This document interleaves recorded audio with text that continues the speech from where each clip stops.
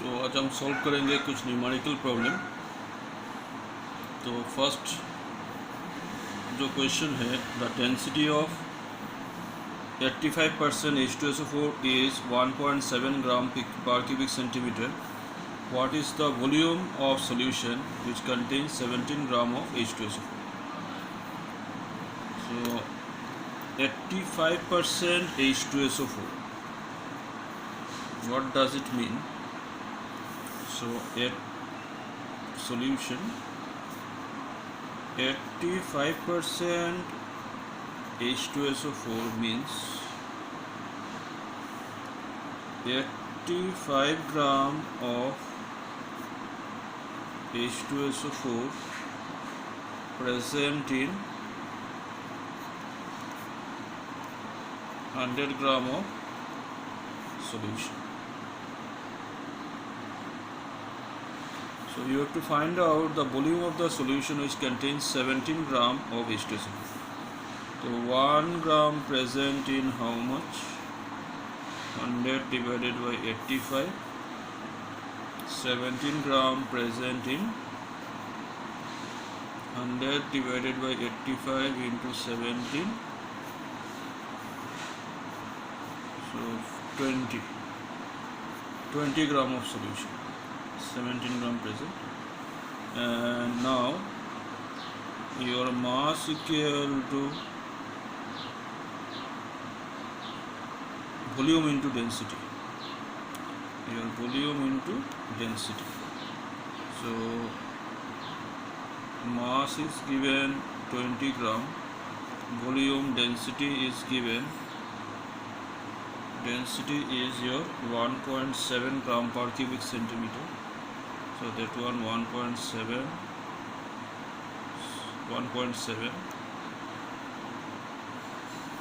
So your volume turns to be your 20 divided by 1.7, that is 11.764 cm3. So this is how you to solve this problem. Next problem दिया हुआ है आपका the density of 10% by mass KCl. इनको समझना है कि 10% by mass KCl मतलब 10 ग्राम KCl 100 ग्राम solution में है, कंटेन्स 10.6, डेंसिटी इज 10.6 ग्राम पर cubic centimetre. Calculate molarity of solution. So solution में पहले हम लिखेंगे 10% बाई मास. इसका मीनिंग क्या होता है कि इसका मीनिंग होता है आपका सोल्यूट जो आपका पोटाशियम आयोडाइड है वो 10 ग्राम होगा. सॉल्वेंट तो इसमें एक्वा सोल्यूशन मेंशन नहीं किया है, तो सॉल्यूशन का मास जो होगा वो होगा 100 gram. And solvent will be 90 gram, whatever may be the solvent. So solvent हमको ये प्रॉब्लम में नहीं चाहिए क्योंकि मोलारिटी में depends on solution. Now what is molarity?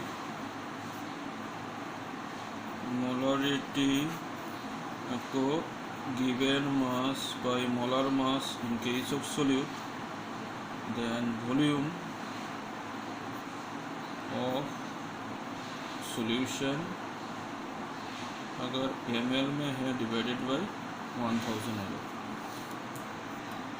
सो इसको अगर मान लो तो गिवन मास आपका 10 ग्राम. पोटाशियम आयोडाइड का मोलर मास क्या होगा? पोटाशियम का रहता है आपका 39 और आयोडाइड का होता है आपका 35.5. ये एक्चुअली पोटाशियम आयोडाइड नहीं है,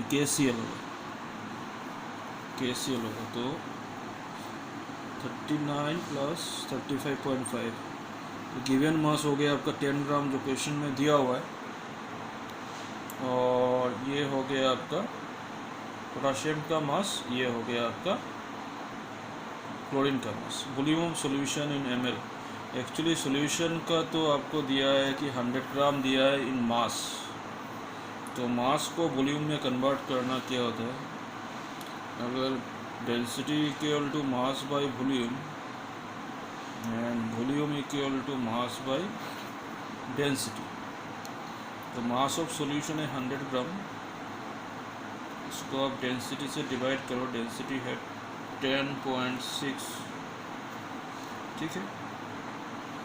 तो this one actually converted to,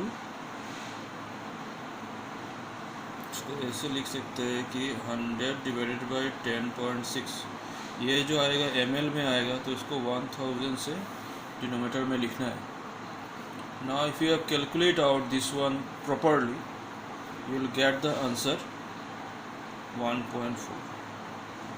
So try to solve this. If you have problems, you can ask me by phone. So इसके बाद और दो प्रॉब्लम लेते हैं।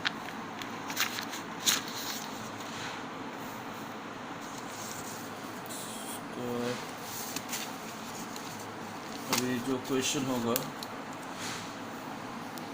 what is the molarity of resulting solution obtained by 2.5 liter of 0.5 mole urea solution and 500 ml of 2 molar urea solution।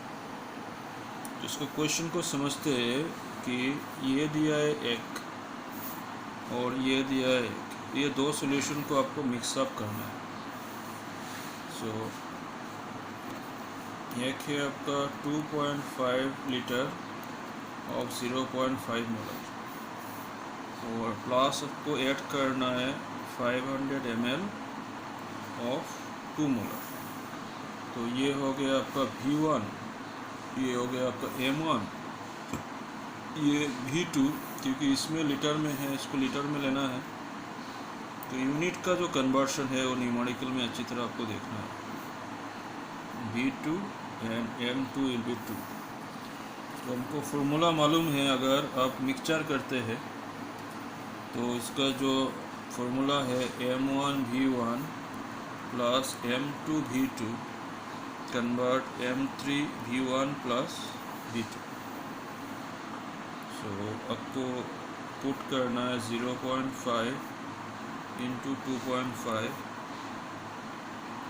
M2 का value हो गया आपका 2 इंटू 500 बाई 1000,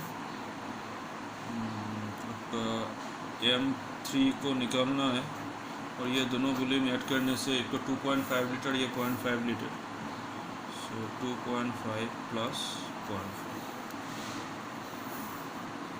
इसको काट देंगे तो 0.5 होगा। सो क्या होता है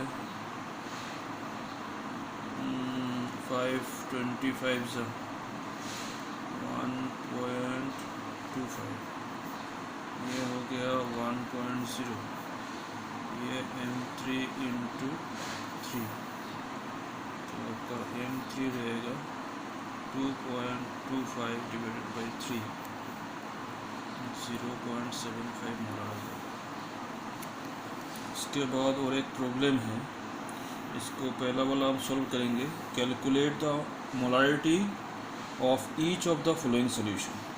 तो 30 ml of 0.5 molar diluted to 500 ml, इसको डाइल्यूशन का प्रॉब्लम है। तो ये हो गया आपका V1, ये हो गया आपका M1, ये हो गया V2, आपको निकालना है M2। सो इसमें ml में है, इसमें भी ml में है, कन्वर्शन का ज़रूरत नहीं है ये तो M2 में आएगा। तो ये formula is that M1 V1 is equal to M2 V2।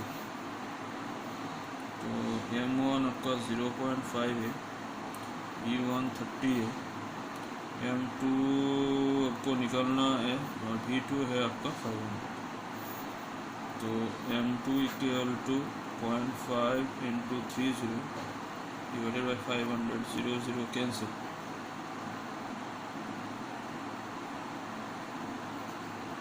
ये हो गया आपका 1.5/50, तो इसका जो रिजल्ट होगा आपका 0.03।